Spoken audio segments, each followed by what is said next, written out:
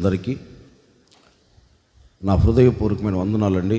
అందరికీ వందనాలు, దేవునికి స్తోత్రాలు. దేవుడు మిమ్మల్ని ఆశీర్వదించును గాక. ఈరోజు ప్రపంచమంతా ఒక దేశం కాదండి, ప్రపంచమంతా జరుపుకుంటున్న ఒక పండగ. ఏ పండగ? యేసుక్రీస్తు తిరిగి లేచిన దినం. ఈ పండగ ఇంచుమించుగా ప్రపంచం అంతా జరుపుకుంటూ సంబరాలు చేసుకుంటుంది. ఒక విచిత్రమైన సంగతి ఏంటంటే, ప్రతి మనిషికి 2 డేట్లు ఉంటాయి, అవునా కదా?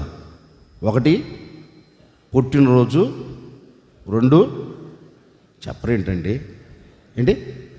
ప్రతి మనిషికి 2 డేట్లు. ఏ మనిషినని మీరు అడగండి, పలానా రోజు పుట్టాడు, పలానా రోజున చనిపోయారు. ఒక విచిత్రం ఏంటంటే, యేసుకు 3 తేదీలు. 1 జన్మించింది, 2 మరణించింది, 3 చెప్పండి తిరిగి లేచింది. ఈ డేట్లు ప్రపంచంలో ఎవరికైనా ఉన్నాయా అంటే ఎవరికి లేవు. ఇప్పటికైనా ఉన్నాయా? నాకు తెలిసి ఎవరికి లేవు. చెప్తాను, జాగ్రత్తగా వినండి. ఇంచుమించుగా యేసుక్రీస్తు 33.5 సంవత్సరం భూమి మీద సంచరించాడండి. 30 సంవత్సరాలు ప్రజల మధ్యలో తిరిగాడు. 3.5 సంవత్సరం ఎన్నో శుభోదలు, ఎన్నో వర్తమానాలు ప్రజలకు పంచుతూ తన మరణమును గూర్చి అంతటితోనూ ఆపాడా? లేదండి. తను మరల తిరిగి లేస్తాను అన్న సంగతిని యేసయ్య తన మరణమును గూర్చి, తను తిరిగి లేచే సంగతిని గూర్చి తన ఎదుట నిలబడిన సమూహమునకు తెలియచేస్తూ వచ్చాడు. ఇంచుమించుగా గురువారం రాత్రి నుండి ప్రపంచంలో ఎవడు అనుభవించని వేదన, ప్రపంచంలో ఎవడు పడని బాధ, ప్రపంచంలో ఏ వ్యక్తి మీద మోపబడని భారం యేసయ్య మీద పడింది. మీరు ఏ చరిత్రన చదవండి, మీరు దేని గురించైనా ఆలోచించండి, అంతటి భారం, అంతటి శిక్ష ప్రపంచంలో ఎవ్వడికి పడలేదండి. గురువారం రాత్రి నుండి గెత్సెమనే తోటలో బయలుదేరిన ప్రయాణం గోల్గోతా కొండ మీద మరణముతో ముగించబడిందండి. మరణముతో. ఇంచుమించుగా గురువారం రాత్రి నుండి శుక్రవారం మధ్యాహ్నం వరకు 3 గంటల వరకు యేసయ్య ఎంత ప్రసవ వేదన పడ్డాడో, యేసయ్య ఎంత వేదనకు గురయ్యాడో మనం లేఖనాలు చదివితే మనకు చక్కగా అర్థమవుతుందండి. ఆ ప్రాంత ప్రజలు అంత చిత్రవదన చేశారు. ఒక పక్క నిందిస్తున్నారు, ఒక ప్రక్క గడ్డం పట్టి పీకారు, మరొక ప్రక్క హేళన చేస్తున్నారు, మరొక ప్రక్క అపహాసంతో మాట్లాడుతూ ఉన్నారు, మరొక ప్రక్క ఏంటి నీవు యూదుల రాజువారా అన్నట్లు తిడుతున్నారండి. ఆ ప్రజల మధ్యలో ఎన్నో వేదనలు అనుభవించాడు. నాకు వచ్చిన డౌట్ ఏంటంటే, సరే ఇంచుమించుగా గురువారం రాత్రి నుండి ఆ శుక్రవారం మధ్యాహ్నం వరకు ఎన్నో వేదనలు పడ్డాడండి. ఎంతో దుఃఖములో మునిగిపోయాడు. ఎంతో తన గుండె బరివెక్కిపోయింది. ఆ గురువారం రాత్రి నుండి శుక్రవారం మధ్యాహ్నం వరకు ఒక మాటలో చెప్పాలి అంటే ఆయన శరీరం ఆయనకు సహకరించలా, మాంసపు ముద్దగా మలచబడిపోయింది. ఇవన్నీ అనుభవించి తన ప్రాణంను విడిచాడండి. నేను చెప్పాలనుకున్న మాట ఏంటంటే, నిందించబడ్డాడు, కొట్టబడ్డాడు, గాయపరచబడ్డాడు, రక్తమును కార్చాడు, ప్రాణమును పెట్టాడు. యేసయ్య జీవితం అంతటితో ముగించబడిందా ఏంటండి? వేదనతోనే ముగించబడిపోయిందా? బాధతోనే నిలిచిపోయిందా? బాధల మధ్యలోనే అలాగే కలిసిపోయిందంటే కలిసిపోలేదండి. నిందించబడిన దేవుడు ఏ చోట నిందించబడుతూ వచ్చాడో, ఏ చోట చిత్రవదన చేయబడుతూ వచ్చాడో, ఏ చోట కన్నీరు కారుస్తూ వచ్చాడో, ఏ చోట వేదనను అనుభవిస్తూ, చెయ్యని దానికి శిక్ష అనుభవిస్తూ, ఏ చోటైతే నిలబడి తన ప్రాణమును విడిచాడో లేఖనం ఉంటుందండి. అదే చోట, అదే ప్రాంతంలో మరలా యేసయ్య గన్నపరచబడుతూ వచ్చాడు. కొట్టకపోయారా కొంచెం గట్టిగా? అదే చోట అండి, అదే చోట యేసయ్య ఏ చోట అయితే అవమానం పొందాడో ఆ చోటే. ఓ మాట చెప్పనా, మనం లేఖనాలు ఎక్కడైనా మీరు చదవండి, నింద పొందినవాడు, అవమానపరచబడినవాడు, ఆవేదనతో నింపబడినవాడు అలాగే భూమిలో కలిసిపోలా. మన పితరుల చరిత్ర మీరు చదవండి. ఎవరో ఎందుకండి, యోసేపు ఉన్నాడండి, అందరి ద్వారా నిందించబడ్డాడు, చెరసాల్లో వేయబడ్డాడు, కానీ అలాగే భూమిలో కలిసిపోయాడా? చెప్పరేంటండి? ఏ చోట నిందించబడుతూ వచ్చాడో, ఏ చోట అవమానానికి గురయ్యాడో, ఏ చోట వేదన పడుతూ వచ్చాడో అదే దేశములో ఆ దేశాన్ని పరిపాలన చేసే ఒక వ్యక్తిగా దేవుడు నిలబెట్టాడండి. దేవుడు నిలబెట్టాడు. యేసయ్య జీవిత చరిత్ర కూడా మనం చదివితే నిందించబడిన చోటే, వేధించబడిన చోటే, నవ్వుల పాలైన చోటే, కష్టపడిన చోటే, కన్నీరు కార్చిన చోటే యేసయ్య మరలా విలువగా బ్రతికాడండి. బ్రతికేటట్లుగా తండ్రి అయిన దేవుడు చేశాడు. యేసయ్య అంతటితో ఆగిపోలేదండి. మళ్ళీ తర్వాత ఒక రోజు ఉంది. ఏ రోజు? నింద తొలగిపోయే రోజు. తర్వాత ఒక రోజు ఉంది, కన్నీరును తుడిచివేసే రోజు. తర్వాత ఒక రోజు ఉంది, బాధకు ముగింపు కలిగే రోజు. తర్వాత ఒక రోజు ఉందండి, విలువగా బ్రతికే రోజు. ఇప్పుడు నేను కూడా ఒక మాట మీకు చెప్పాలనుకున్న మాట ఏంటంటే, నిజమే, దేవునిని నమ్మిన ఆనాటి నుండి ఈనాటి వరకు ఒకవేళ యేసయ్య ఎదుట పలకరించిన శ్రమలు ఒకవేళ నిన్ను పలకరిస్తూ వచ్చాయేమో, యేసయ్యను కుమిలిపోయేటట్లుగా చేసిన అవమానాలు ఒకవేళ నిన్ను పలకరిస్తూ వచ్చాయేమో, యేసయ్య కన్నీరు కార్చేటట్లుగా వచ్చిన పరిస్థితులు ఒకవేళ ఈనాటి వరకు మిమ్మల్ని అలుముకున్నాయేమో. ఒక సేవకుడిగా నేను చెప్పదలిచిన నా దేవుని వాక్కు ఏంటంటే, యేసయ్యను నింద విడిచిపోయినట్లుగా, కన్నీరు విడిచిపోయినట్లుగా, సమస్యలు తొలగిపోయినట్లుగా ఈ ఈస్టర్ ఆరాధనలో ఒక సేవకుడిగా చెబుతున్నాను. ఈనాటి వరకు ఒకవేళ వేధించబడుతున్న విశ్వాసులారా, ఈనాటి వరకు కన్నీల మధ్యలో కాపురము చేస్తున్న సంఘస్థులారా, ఈనాటి వరకు వేదన మధ్యలో నిలిచిపోయి అవమానానికి గురై ఆవేదన పడుతున్న ప్రజలారా, నిశ్చయముగా నా దేవుడు చెప్పకనే చెబుతూ ఉన్నారు, ఆయనకు నింద తొలగిపోయే రోజు ఒక రోజు వచ్చినట్లుగా మీకు కూడా నింద తొలగిపోయి, కన్నీరు తొలగిపోయి, సంతోషమును కలగ చేసే రోజు ఈ దినము నా దేవుడు మీ చేతులకు అప్పగించబోతూ ఉన్నారు. మీ కన్నీరు నా దేవుడు తుడిచివేయబోతూ ఉన్నారు. మీ బాధలు నా దేవుడు మీ ఎదుట నిలబడకుండా చేయబోతూ ఉన్నారు. వేదనల మధ్య నుంచి మీరు తప్పించబడేటట్లుగా నా దేవుడు మార్గమును మీకు చూపెట్టబోతూ ఉన్నారు. నిశ్చయముగా ఏ చోట అవమానానికి గురయ్యావో అదే చోట నా దేవుడు నిన్ను తల ఎత్తుకొని నిలబడేటట్లుగా చేయబోతూ ఉన్నాడు. ఏ చోట కన్నీరు కార్చావో అదే చోట నీ కన్నీటకు తగిన ప్రతి ఫలం నీవు నాట్యముతో గంతులు వేయబోతూ ఉన్నావు.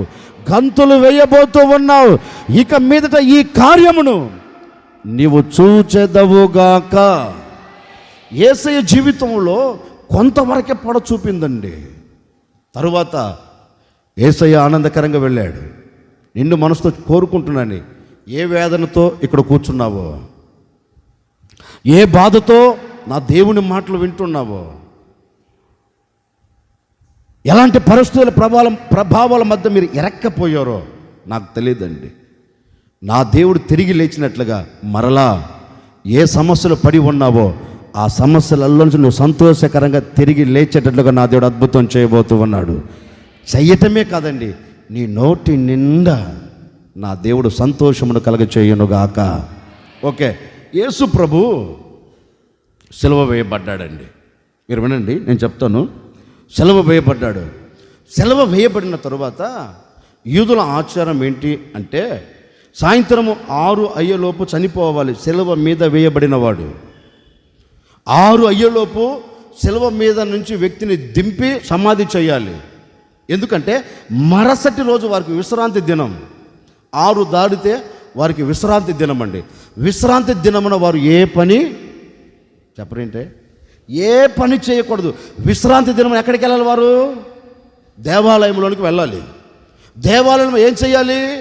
కడుపును కట్టుకొని నోటిని కుట్టుకొని దేవుని స్తుతించాలని వారికి ఒక నియమం.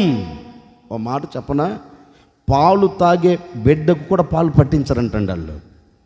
ఎప్పుడు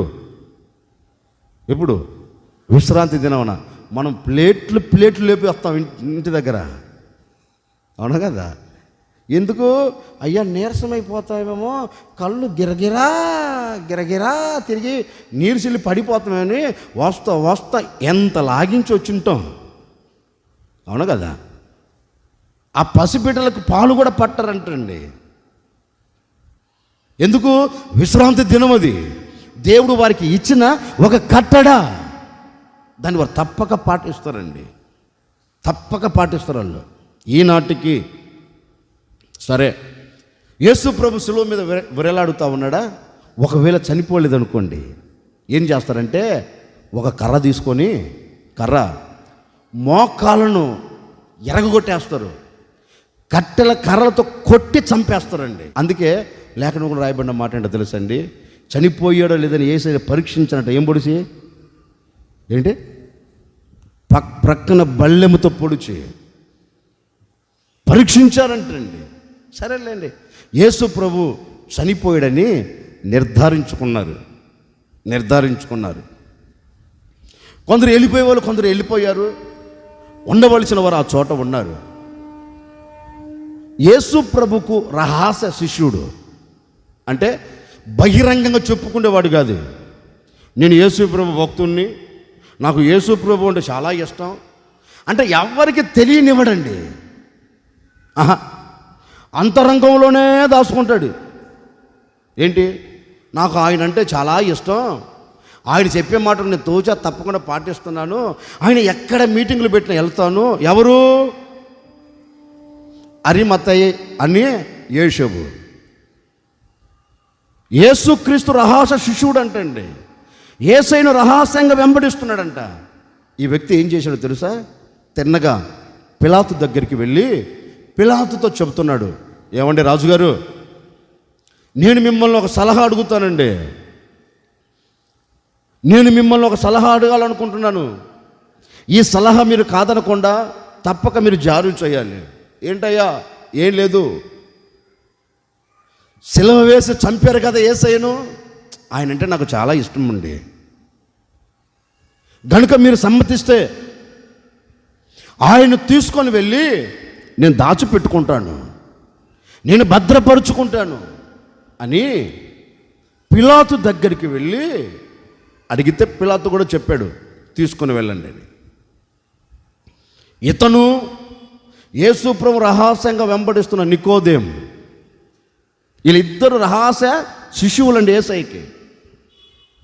యేసు ప్రభు రహస్యంగా వెంబడిస్తున్న నికోదేము, ఈ అరిమతయి యేషబు ఇద్దరు సిలువ దగ్గరికి వచ్చి సిలువ మీద ఉన్న యేసయ్యని దింపి తన భుజాల మీద వేసేసుకున్నారండి. నేను వ్యాఖ్యానం చేస్తున్నానండి, భుజాల మీద వేసుకున్నారు. నాకు వచ్చిన డౌట్ ఏంటంటే, భుజాల మీద ఉన్న యేసయ్య వారితో మాట్లాడి ఉంటాడేమో నేను అనుకుంటున్నానండి. అయ్యా చనిపోయిన వాడు ఎట్లాగా మాట్లాడతారు మీరు అంటారా? మన దేవుడు ఎవరు? ఏంటండి? ఏంటి? శరీరంలో ప్రాణం లేకపోవచ్చు, ఆయన యుగ యుగములు జీవించుచున్నవాడు. నేను వ్యాఖ్యానం చేస్తున్నానులేండి. భుజాల మీద ఎత్తుకొని వెళుతుంటే యేసయ్య ఎత్తుకున్న ఈ నికోదేముతో కానివ్వండి, అరిమత్తయి యేషవుతో కానివ్వండి మాట్లాడి ఉంటాడేమో. 3.5 సంవత్సరం నన్ను వెంబడించారు, వెంబడించామయ్యా. 3.5 సంవత్సరం నా బోధలు విన్నారు, విన్నామయ్యా. ఏ ఒక్కరోజు కూడా సొప్పనాతి బుద్ధి కాకపోతే, ఏ ఒక్కరోజు కూడా నీ పక్కింటోళ్ళకు చెప్పావా నేను యేసయ్యని వెంబడిస్తున్నాను, మీరు కూడా వెంబడించండి అని? నేను యేసయ్యని ప్రేమిస్తున్నాను, మీరు కూడా ప్రేమించండి, ఏ ఒక్క రోజున చెప్పావా? నేను చెప్పనా? ఇలాంటి వ్యక్తులు ఎవరు అంటే నామకార్థంగా నేను యేసును నమ్ముకున్నాను, యేసును వెంబడిస్తున్నాను లోపల దాచుకొని భక్తి భయం లేకుండా ప్రవర్తించే గుంపు ఇది.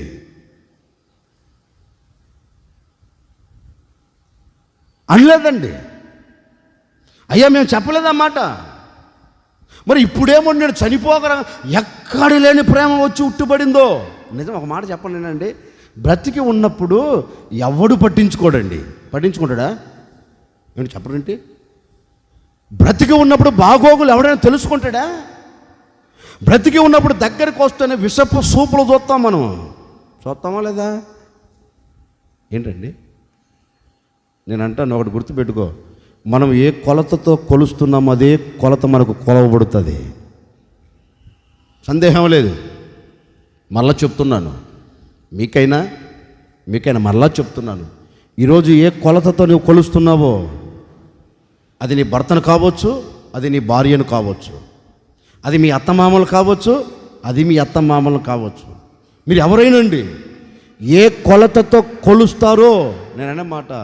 ఈరోజు కోడలు ఒకరోజు అత్త కాకుండా, చెప్పండమ్మా, ఒక కోడలు ఒకరోజు అత్తే, ఆ అత్త ముసలిది కాకుండా పోదు, రేపు నీ కోడలు రాకుండా పోదు. ఈరోజు నీ అత్తకు నువ్వు ఏది చేస్తావో, నీ మామకు ఏది చేస్తావో, రేపు నీకు వచ్చే కోడలు కూడా అదే చేసి పెడతా, రాసి పెట్టుకో. నేనమాట ఎంతకాలం బ్రతుకుతారు ముసలోళ్ళు? ఎక్కడ లేని ప్రేమ వచ్చి పడుతుందండి. ఏంటి? చనిపోయినప్పుడు ఓ అత్తమ్మో ఉన్నప్పుడు నేను చక్కగా ఉన్నప్పుడు విషపు సూపులు చూసావుగా,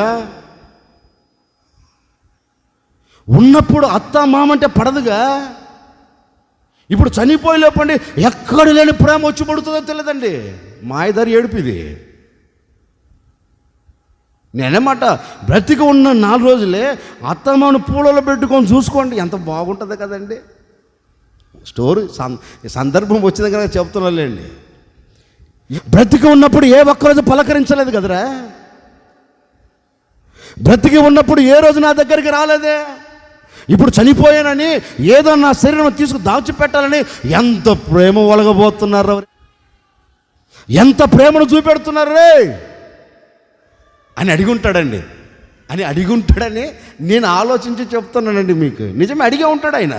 ఎందుకంటే రహస్యంగా 3.5 సంవత్సరం వెంబడించారంట ఆయన్ని. సరేలేండి, యేసు ప్రభుని తీసుకుని వెళ్ళి ఎక్కడో కాదు, పైన సిలువ వేశారు, కిందకి తీసుకొని వచ్చారు. అది కూడా సమాధి ఎలాంటిది? అంతకుముందు ఎవరిని పెట్టినది కాదు, లేఖనంలో రాయబడిన మాట క్రొత్తది. పాపం అతడు సమాధిని తొలిపించుకున్నాడు. దేనిని? ఆ సున్నపు రాతి కొండని. దానిలో ఒక సమాధి పూర్తయిపోయింది. ఇప్పుడు ఇతను అనుకున్న మాట ఏంటంటే, సరే యేసయ్యను సిలువదించి భుజాల మీద తీసుకొని వెళ్ళి సమాధి చేసేసారండి. మనలాగా మట్టెయిరాళ్ళు సమాధిని ఏం చేస్తాడు? రాయితో కప్పేస్తారు. ఆ శరీరం పాడవకుండా సుగంధ ద్రవ్యాలు పోస్తారు. అలాగే జరిగింది. తీసుకొని వెళ్ళారు, యేసయ్యను పెట్టారు. యేసయ్యను పెట్టి సమాధి చేసి ఎవరి పాటికి వారు వెళ్ళిపోయారండి. ఎవరి పాటికి వాళ్ళు వెళ్ళిపోయారు. ఒక విచిత్రమైన సంగతి ఏంటంటే, శిష్యుల పాటికి శిష్యులు వెళ్ళిపోయారు, రోమా సైనికులు తమ ప్రాంతానికి, తమ ఇంటికి వెళ్ళిపోయారు. ఇప్పుడు యేసయ్య ఒంటరిగా ఎక్కడున్నాడు? సమాధిలో ఉంది. శరీరం మాత్రమే ఉందండి. ఇంచుమించుగా శుక్రవారం 3 గంటల నుండి యేసయ్య తిరిగి లేచేంత వరకు యేసయ్య ఆత్మ ఎక్కడ ఉందంటే పాతాళములో ఉన్న పరదేశంలో ఉంది. యేసయ్య పాతాళములోనికి ఎందుకు వెళ్ళాడు అంటే అప్పటి వరకు ప్రతి మానవుడు సాతాను చేతుల్లో నిలబడిపోయాడండి. ఇప్పుడు ఆ సాతాను చేతిలో ఉన్న ప్రజలను విడిపించుటకు, అందుకే లేఖనంలో రాయబడిన మాట ఏంటో తెలుసా? చెరను చెరగా ఆయన పట్టుకొని, ఏ చెర? పాతాళంలో పరదేశన చెర. ఆ చెరను చెరగా పట్టుకొని సాతానుతో, సాతాను అనుచరులతో పోరాడి ఆ పాతాళపు తాళపు చెవులు తీసుకొని వారితో యుద్ధము చేసి ఆ పాతాళంలో పరదేశిని బయటికి తీసుకుని వచ్చాడండి. ఎప్పుడు జరిగింది ఇది? యేసయ్య తిరిగి లేచిన తరువాత, అంటే ఆయన బయటకు వచ్చేటప్పుడు జరిగిన సంభవం. సరేలేండి, ఇప్పుడు యేసయ్య పాతాళములో నుండి పోరాడి తిరిగి లేచి పాత నిబంధన భక్తులందరినీ పట్టుకొని ఒక చెరను పట్టుకొని బయటకు వస్తున్నాడు. పునరుద్ధానపు శక్తితో బయటకు వస్తున్నాడు. బయటకు వస్తూ ఆయన తండ్రి యొద్దకు వెళ్లకుండా ఒక్కసారి భూమి మీద ఉన్న శిశువులను లేక తనను వెంబడిస్తున్న ప్రజలను చూస్తున్నాడండి. అది అట్లా పెట్టండి, దాని దగ్గర తర్వాత వెళ్దాం. కొందరు ఎవరు? యేసయ్యను వెంబడించిన వారిలో కొందరు ఆడ సమాజం ఆలోచించిన మాట ఏంటంటే, యేసయ్య దగ్గరికి వెళ్దాం, యేసయ్యకు సుగంధ ద్రవ్యాలు పోసొద్దాం, మనం సమాధుల పండుగ చేయకపోతే ఎట్లా? నేను మీరు చేస్తున్నారా? ఈరోజు ఏం పండుగ ఏంటండి? సమాధుల సమాధుల పాపం నిన్నంతా శుభ్రం చేసి ఉంటారు. ఏమేసి? పినాయిలు వేసి. దేనినే? సమాధులను శుభ్రం చేసి పూలమాల తీసుకొని ఆడికెళ్ళి దాని మీనేసి 2 కన్నీరు చొక్కలు గార్చి, సంవత్సరానికి ఒక్కసారే, మళ్ళీ ఎక్కువ గారిస్తే మొహంలో అందం పోద్దని 2 చొక్కలు గార్చి ఇట్ట అనుకొని కమ్మగా ముద్దు పెట్టుకొని తిన్నగా ఇంటికి వచ్చి పీకల దాకా తింటామా తినవా? ఈరోజు చేసి క్రైస్తవుడు చేసే తంత అదేనండి. పాపం వాళ్ళు కూడా అదే అనుకున్నారు. యేసయ్యను వెంబడించిన ఆడపడుచులు అక్కడ ఆడవాళ్ళు ఏం చేశారు తెలుసా? పెందల కాడ లేచి తల అంటూ స్నానం చేసి తిన్నగా పరుగులు తీస్తున్నారు. మొదట నా దేవుని నేను చూడాలి, తెల్లవారక మునిపే నా దేవుని యొద్దకు నేను వెళ్ళాలి, నా దేవుని శరీరం ఎలాగ ఉందో, నా దేవుని శరీరం కంపు కొడుతుందో, నా దేవుని శరీరం కంపు కొట్టకుండా నేను సుగంధ ద్రవ్యాలు రాయాలి అని పరుగులు తీస్తూ వెళుతున్నారండి. పరుగులు తీస్తూ వెళుతున్నారు. వెళుతుండగానే ఒక వింత జరిగింది. అక్కడికి వెళ్ళి ఈ అమ్మలక్కలందరూ అక్కడికి వెళ్ళి చూస్తానండి, తెరవబడిన ఖాళీ సమాధి మాత్రమే కనబడుతుంది. దాంట్లో ఎవరు లేరు. నాకు ఇంకా భలే డౌట్లు వస్తాయండి. అప్పటి వరకు వీళ్ళకి ఎలగలేదండి బలుపు. ఖాళీ సమాధి చూసినప్పుడు నేను ఎలగాల లేదా? ఒరే, యేసయ్య చెప్పాడు కదా తిరిగి లేచుంటాడు, ఎలగాల లేదా? ఒక్కరికి కానీ ఎలగకపోగా వారికి వచ్చిన డౌట్ ఏంటో తెలుసండి? యేసయ్యను ఎవరో ఏంటండి, యేసయ్యను ఎవరు ఎత్తుకొని వెళ్ళారు? నాకు వచ్చిన ఆ డౌట్ ఏంటంటే, వీళ్ళకు కొంచెం కూడా మెదడు పనిచేయట్లా. ఒరే, యేసయ్య చెప్పాడు కదా లేచి ఉంటాడని అప్పుడన్నా ఆలోచించాలండి, ఆలోచించలేదండి. ఇంకా యేసయ్య కనపడితే యేసయ్యని అంటున్నాడు, అయ్యా మా యేసు ప్రభుని ఎవరైనా ఎత్తుకొని వెళ్ళారా? నువ్వు కావలివాడు అనుకుంటున్నాను నేను. ఎవరిని తీసుకొని వెళితే చెప్పండి బాబు, వెళ్ళి తెచ్చుకుంటాం అనే మాట లేఖనంలో కూడా రాయబడిందండి. సరే, ఇప్పుడు ఏమన్నెందుకులేండి, వీడు వెళ్ళారు, ఖాళీ సమాధిని చూచారు. అక్కడున్న దేవదూతలు వీరితో ఒక మాట అంటున్నారండి, అమ్మా ఈ సమాధి దగ్గర కూర్చొని ఎందుకు ఎడుగుతావు తెక్కమోహమా? ఈ సమాధి దగ్గర కూర్చొని ఎందుకు బాధపడుతున్నావు? ఆయన బ్రతికి ఉన్నప్పుడు చెప్పాడు కదా మీతో, ఆయన సజీవుడిగా నిలబడినప్పుడు మీతో ముచ్చటించాడు కదా, నేను 3వ రోజు తిరిగి లేస్తాను, నేను మరలా సజీవులు కలిగిన దేశంలో అడుగు పెడతాను, నేను సజీవుడునై పునరుద్ధానపును బలమును పొందుకొని తిరిగి లేస్తాను అని చెప్పాడు కదా. ఆ మాట మీకు జ్ఞాపకం రాలేదా అని వారితో ఒక మాట అన్నాడండి. అమ్మా, ఆయన ముందుగా మీతో చెప్పినట్లే ఆయన లేచి ఉన్నాడు, ఆయన ఇక్కడ లేడు. దేవునికి స్తోత్రం. మత్తయి సువార్త 28వ అధ్యాయం 6వ వాక్యం. త్వరగా చదువును ముగిస్తాను. ఆయన ఇక్కడ లేడు, తాను చెప్పినట్టే ఆయన లేచి ఉన్నాడు. రండి, మన ప్రభువును పండుకున్న స్థలమును చూచి వెళదాం. మీరు తలెత్తినను చూడండి, నేను చెప్తాను. ఇంకా అక్కడ నిలబడిన వారు చెప్తున్నారు, ఆయన ముందుగా మీకు చెప్పినట్లే, ఆయన ముందుగా మీకు హెచ్చరించినట్లే ఆయన లేచి ఉన్నాడు, ఆయన సజీవుడై ఉన్నాడు. మీరు ఈ సమాధిలో ఎందుకు ఎదుగుతారా అని వారితో చెప్పి వారిని పంపించారండి. ఈరోజు నేను మీతో చెప్పాలనుకున్న మాట ఏంటంటే, నిజమే, యేసయ్య ముందుగా చెప్పినట్లే ఏం చేశాడు? ఆయన లేచి ఉన్నాడు. ఇప్పుడు నేను చెప్పబోయే 2 మాటలు చెప్తాను, ఎక్కువ చెప్పనండి. ఆయన పునరుద్ధానపు బలమును పొందుకొని తిరిగి లేచాడు. ఆయన సమాధిలో లేడు. మీరు ఎక్కడైనా ప్రపంచంలో చూడండి, ఎంతోమంది గనులు చనిపోయారు, ఎంతోమంది ఉన్నతమైన స్థానంలో నిలబడిన వారు చనిపోయారు. కానీ ఏ ఒక్కడు తిరిగి లేలా. చేయబడిన చోటే వారి మట్టిలో కలిసిపోయారు, శరీరం మట్టి పాలైంది, ఎముకలు ఎండిపోయాయి. ఒకవేళ మనము ఆ సమాధిని తెరిచి చూస్తే మనకు కనపడేది ఏంటి? ఎండిపోయిన ఎముకలు తప్ప మరొకటి కనపడవండి. ప్రపంచంలో ఏ సమాధి తెరవబడను లేదు. తెరవబడిన సమాధి ఎవరిది ఏంటండి? మళ్ళీ మీరు అంటారేమో, ఏమయ్యా యేసు ప్రభు లేపిన లాజరు సమాధి కూడా ఏంటండి తెరవబడి ఉంది, కానీ లాజరు సమాధికి అంత ప్రత్యేకత ప్రపంచంలో లేదు. ఏ సమాధికి? యేసయ్య సమాధికి ప్రత్యేకత ఉందండి, ప్రత్యేకత ఉంది. ఇప్పుడు నేను చెప్పే మాట ఏంటంటే, అందరిలో ఒకడు కాదు ఆయన, అవును కదా?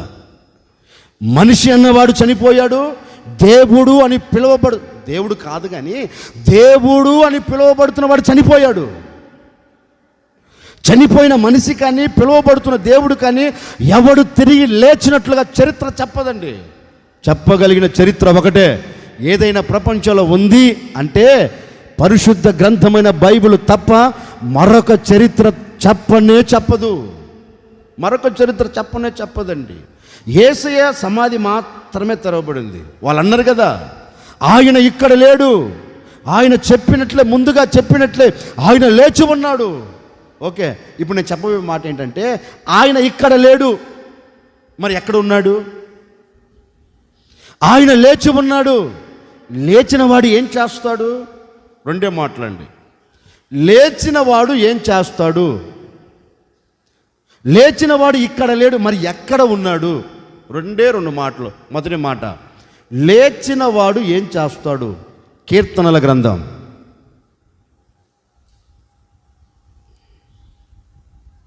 102వ కీర్తన 13వ చరణం. నీవు లేచి సీయోనును కరుణించెదవు. చాలు, మీరు తలెత్తి నన్ను చూడండి, ఇంకా నన్ను చూడండి, నేను చెప్తాను. సమాధి గుండెను చీల్చి మృత్యుంజయుడుగా లేచిన దేవుడు ఇప్పుడు ఏం చేస్తున్నాడంటే, సీయోనును కరుణిస్తున్నాడంటండి. ఇప్పుడు లేచిన వాడు ఏం చేయదలిచాడు? కరుణించాలనుకున్నాడు. మీరు తలెత్తి నన్ను చూడమన్నా.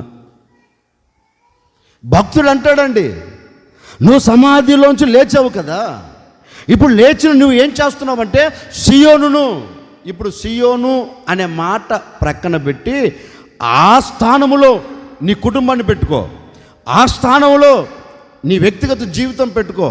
ఈ మాటలు వింటున్న ప్రతి వ్యక్తిగత జీవితమును నా ప్రభు ఏం చేయదలిచినో తెలుసండి, కూడి ఉన్న మిమ్మల్ని అందరినీ కరుణించాలని కోరుకుంటున్నారు.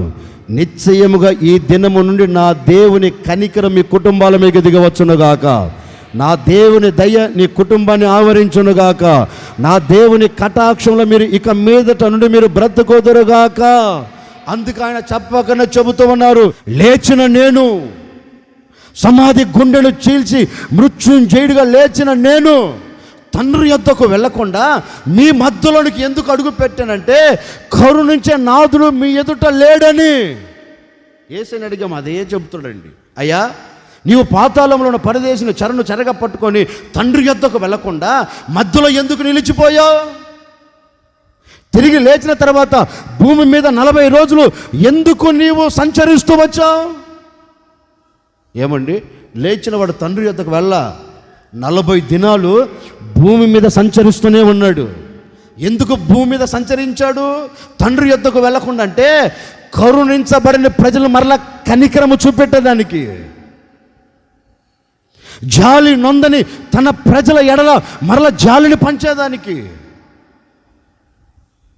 కరుణించబడక కనికరించబడక కన్నీళ్ళ మధ్యలో కాపురము చేస్తున్న ప్రజలకు కన్నీరును తుడిచివేసేదానికి తండ్రి యొద్దకు వెళ్ళవలసిన దేవుడు తండ్రి యొద్దకు వెళ్ళకుండా తండ్రితో చెప్పి, అయ్యా నేను ఇప్పుడు ఈ ప్రజలను విడిచి వస్తే బాగోదు, ఈ ప్రజల కొరకే కదా నేను చనిపోయింది, ఈ ప్రజల కొరకే కదా నేను దిగి వచ్చింది, ఈ ప్రజలు జాలి నొందక, ఈ ప్రజలు కన్నీరు కారుస్తూ ఉన్నారు, ఈ ప్రజల హృదయం చెడిపోతూ వస్తుంది కనుక వీరి యొద్దకు మరలా నేను వెళుతా, వెళ్ళి ఈ ప్రజలకు నా కనికరాన్ని పంచి నేను మరలా నీ యొద్దకు వస్తానని తండ్రి యొద్ద అడిగి మరలా యేసయ్య భూమి మీద 40 రోజులు సంచరించారండి. 40 రోజులు సంచరించారు. సంచరిస్తూ ఏం చేశారో తెలుసండి, కనికరము పొందకుండా ప్రతి వారిని, లోకము జాలి చూపట్టని వ్యక్తులకు జాలిని పంచేదానికి, తనతో ఉన్నవారు జాలిని చూపెట్టకుండా కఠినముగా ప్రవర్తిస్తుంటే ఆ పరిస్థితిని గమనించి యేసయ్య ఒకే మాట అంటున్నాడు, లేచిన నేను తండ్రి యొద్దకు వెళ్ళకుండా మీ యొద్దకు మరలా వచ్చాను. ఎందుకు? నేను మిమ్మలను కనికరించేదానికి. ఒక సేవకుడిగా నేను మీతో చెప్పాలనుకున్న మాట ఏంటంటే, నిజమే, ఒకవేళ ఈనాటి వరకు నీతో ఉన్నవాడు నిన్ను కనికరించకపోవచ్చు, నిన్ను కన్నవారు నిన్ను కనికరించకపోవచ్చు, నిన్ను కొన్నవారు నిన్ను కనికరించకపోవచ్చు. ఒకవేళ కన్న వ్యక్తులు కన్న బిడ్డల మీద జాలు చూపెట్టకుండా కఠినంగా ప్రవర్తిస్తున్నారేమో, కట్టుకున్న భార్య భర్త మీద కనికరమును చూపెట్టకుండా ఒకవేళ వేదనకు గురి చేస్తుందేమో, కట్టుకున్న భర్త భార్యను వేదనలో దింపేస్తున్నాడేమో. ఏది ఏమైనప్పటికీ ఈ రోజున మనిషికి కరువు అయిపోయిందేంటి? కరుణ. మనిషికి దూరం అయిపోయిందేంటి? జాలి. మనిషిని పట్టించుకోకుండా మనిషిని విడిచిపెట్టేదేంటి? దయ. ఈ రోజున మనిషిలో పడచూపుతుంది ఏంటంటే కాఠిన్యం అండి, క్రూరత్వం, మృగము లాంటి మనస్తత్వం ఈ రోజున మనిషిని పరిపాలన చేస్తుంది కనుక ఎదుట ఉన్న వ్యక్తి మీద జాలి లేకుండా పోతుందండి. కుటుంబంలో నలుగురు ఒకరి మీద ఒకరికి జాలి కనపడట్లేదండి, ఒకరి మీద ఒకరికి ప్రేమానురాగాలు కరువైపోయాయి. ఈరోజు సమాజంలో మనకు పడ చూపేది అదే.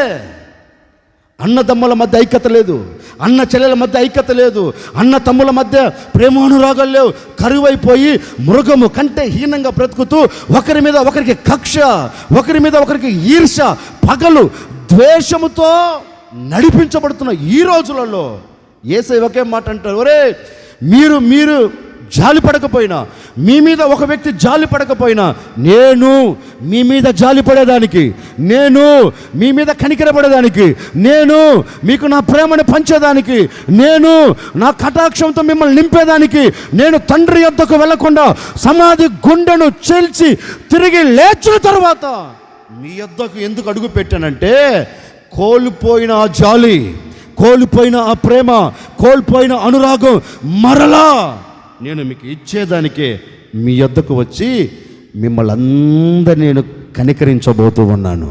నిజమే, ఈనాటి వరకు కనికరపడే నాదుడు కంటికి కనపడక కన్నీరు కారుస్తున్నావేమో. కరుణిస్తానని చెప్పిన వాడు కరుణించక వేదనకు గురి చేస్తున్నాడేమో. కరుణిస్తానని చెప్పిన వాడు పాములాగా నిలబడి కాటేస్తున్నాడేమో. కరుణిస్తానని చెప్పిన వాడు అలాగే పడిగ విప్పి నీ ఎదుట నిలబడి నిన్ను కాటువేళ కంకణము కట్టుకున్నాడేమో. ఒకవేళ ఏ పరిస్థితుల్లో నువ్వు నిలబడిపోయినా, ఏ పరిస్థితుల్లో నువ్వు నిలిచిపోతున్నా, ఏ పరిస్థితుల్లో నువ్వు జారిపోతూ ఉన్నా, ఈ ఈస్టర్ పండగ రోజు, ఈ పునరుద్ధానపు దినాన నా ప్రభు చెప్పకనే చెబుతూ ఉన్నారు, ఏ పరిస్థితుల్లో మీరు నిలబడి జాలి నొందకుండా నిలిచిపోయారు, జాలి నొందలేని పరిస్థితుల్లో మీరు ఉండిపోయారు, కనికరము కలిగిన దేవుడు ఈరోజు ఆ పరిస్థితిలో నిన్ను చూచి నా ప్రభు చెప్పకనే చెబుతూ ఉన్నారు, జాలి నొందని కనికరించబడని సంఘస్థులారా, నిప్పక నా ప్రభు చెప్పకనే చెబుతూ ఉన్నాడు, నిశ్చయముగా నా ప్రభు నీ కన్నీరును తుడిచివేయనట్లుగా నీ మీద కనికరమును పంపబోతూ ఉన్నాడు, కనికరమును పంపబోతూ ఉన్నాడు. నీవు కరుణించబడదువుగాక, నీవు కనికరించబడదువుగాక, నీ కన్నీరు తుడిచివేయబడునుగాక. ఎవడు నిన్ను కనికరించకపోయినా నా దేవుడు నీ కొరకు కరములు చాపి ఉన్నాడు. నా దేవుడు కరములు చాపి నీ కన్నీరును తుడిచివేసి ఆయన కౌగిలిలో మిమ్మల్ని అందరినీ దాచుకోబోతూ ఉన్నాడు.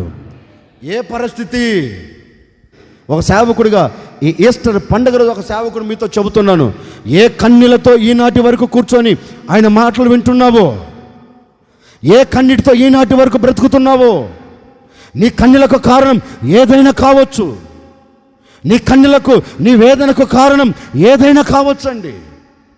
ఎలాంటి వేదనలో నిలబడి అర్థం చేసుకునేవాడు లేక, అద్దరికి తీసుకుని వెళ్ళేవాడు లేక, ఒకవేళ అలాగే సొమ్మసిల్లి సొక్కిపోయి అలాగే వేదన పడుతూ కుమిలిపోతున్నావేమో, ఈ పండగ దినాన యేసుక్రీస్తు తిరిగి లేచిన ఈ దినాన ఒక సేవకుడిగా చెబుతున్నాడండి, ఏ వేదనతో అడుగు పెట్టావో, ఏ కన్నీళ్లతో అడుగు పెట్టావో, ఏ సమస్యతో అడుగు పెట్టావో, ఏ హృదయ వేదనతో ఈ మాటలు వింటున్నావో, మీకే శుభవార్త. ఈ శుభకరమైన దినమున ఒక శుభవార్తను నా ప్రభు మీ చేతులకు అప్పగిస్తూ ఉన్నాడు.